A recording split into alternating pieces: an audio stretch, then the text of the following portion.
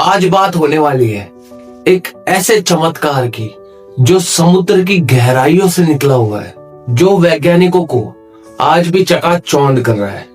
आप जरा कल्पना कीजिए, पिरामिड जैसे एकदम उनके चूतरे और सड़कें बिल्कुल सीढ़ियों जैसी, जो बिल्कुल एकदम मैन मेड मानव निर्मित लग रहा था कि जैसे इंसान ने उसे बनाया हो। अगुई की मासा कोंडा नाम की एक गोताखोर ने इसकी खोज की थी।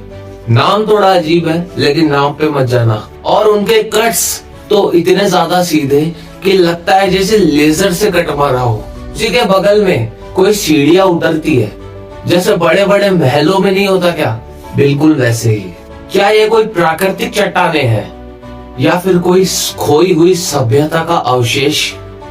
यह तो अब किसी को नहीं पता। अचानक उन्हें पानी के नीचे कुछ अजीब सा व्यक्तित्व हुआ।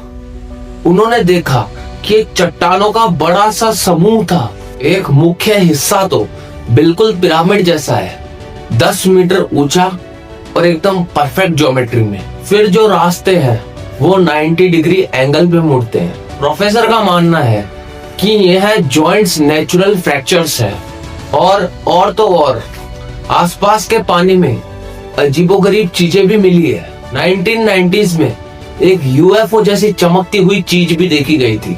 कुछ गोताखोरों ने इसे अंडर वाटर लाइट्स बताया। क्या यह कोई एलियंस का कनेक्शन था या फिर कोई सिर्फ गैस बबल्स थे? फिर आखिर में 2010 में जापान की सरकार ने इसे नेशनल मॉन्यूमेंट घोषित करने का जिक्र किया और आज तक इस पर रिसर्च ही चल रही है। आज हमारा जीपीएस सैटेलाइट्स पर निर्भर है कंप्लीटली। ऐसे नासा की सैटेलाइट्स इमेजेस में इसकी साइड्स क्लियर दिखाती है। आप चाहो तो अभी गूगल अर्थ पर जाकर चेक कर लो, आपको भरोसा आ जाएगा। यह तय करना आपके ऊपर। तो दोस्तों, यूनानी मॉन्यूमेंट है या फिर नहीं, यह तय करना तो काफी ज्यादा कठिन है। कोई रैंडम नेचर नहीं। क्या यह कोई मूल सभ्यता का हिस्सा है? प्रोफेसर रॉबर्ट सोच, जो वेस्टर्न यूनिवर्सिटी के जियोलॉजिस्ट है, यह प्रोफेसर कहते हैं कि यह हिस्सा बिल्कुल तरह से प्राकृतिक है। जापान की टेक्टोनिक प्लेट्स पर है। यहाँ भूकंप आना एकदम आम बात है। कि यह इतनी परफेक्ट सिमेट्रिक कैसे? यह इंसानों ने नहीं बनाया है। लेकिन फिर अचानक से सवाल उठता है और उसके ऊपर एक विशाल केस भी मिला। एक बड़ी सी चट्टान थी जो बिल्कुल राजाओं की तरह मुस्कुरा रही थी।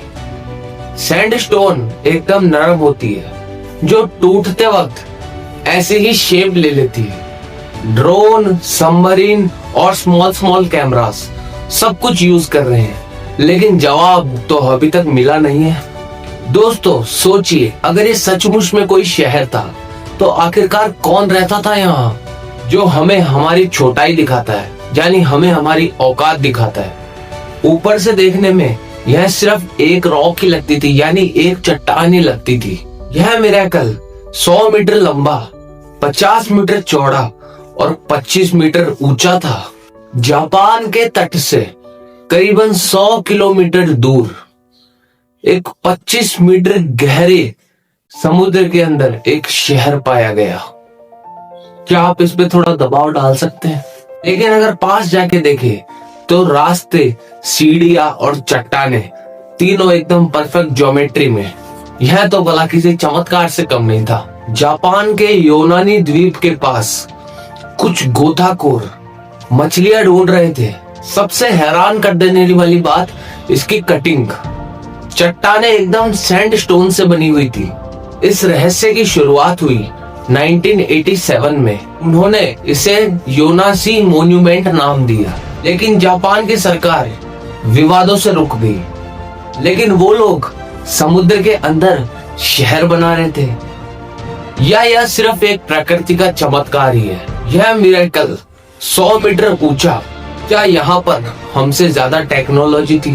वैज्ञानिकों ने जब इसे मेजर किया तो उन्होंने पाया कि यह पैटर्न बिल्कुल मैच करते हैं। अब आते हैं कंट्रोवर्सी पर। या फिर कोई लेमुरिया महाद्वीप के अवशेष है?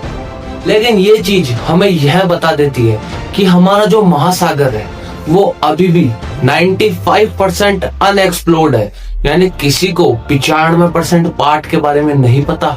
ना जाने ऐसे कितने रहस्य हैं जो हमारे महासागरों में आज भी सबसे छुपे हुए हैं। अगर आप चाहते हैं कि ऐसा और साइंस और टेक्नोलॉजी का कंटेंट, तो इस चैनल को सब्सक्राइब करना मत भूलना।